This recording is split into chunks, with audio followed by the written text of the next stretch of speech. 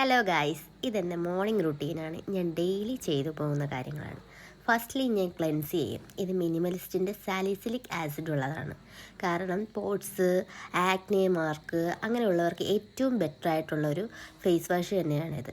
Firstly ഇതൊരു smell അങ്ങനത്തെ കാര്യങ്ങളൊന്നുമില്ല. വാട്ടർ കണ്ടൻറ്റ് ബേസ്ഡ് ആയിട്ടുള്ള ഫേസ് വാഷാണ്. ഞാൻ ഡെയിലി ഒരു 3 times ഒക്കെ യൂസ് ചെയ്യാറുണ്ട്. നല്ലൊരു ഫേസ് വാഷാണ്. കാരണം നമുക്കൊരു ഫ്രഷ് ഫീലിങ്സ് എപ്പോഴും തരുന്നുണ്ട്.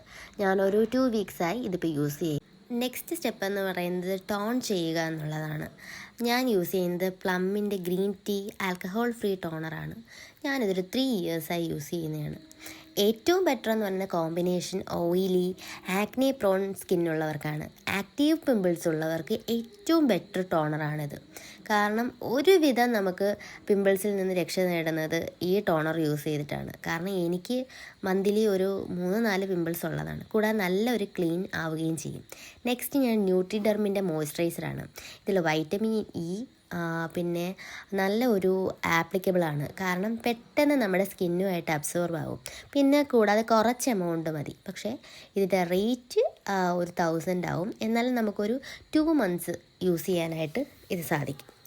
നെക്സ്റ്റ് എന്ന് പറയുന്നത് സൺസ്ക്രീനാണ്. ഞാനിപ്പോൾ ഒരു 1 year ആയിട്ട് സൺസ്ക്രീൻ യൂസ് ചെയ്യാതെ ഞാൻ പുറത്തേട്ട് ഇറങ്ങുകയില്ല. ഇത് ലാഷ് ഷീൽഡിൻ്റെ സൺസ്ക്രീനാണ്. ജെൽ ബേസ്ഡ് ആണ്. ഓയിലി സ്കിന്നുള്ളവർക്ക് വളരെ ഏറ്റവും ബെറ്റർ ആയിട്ടുള്ളതാണ്. SPF 14 ആണ്.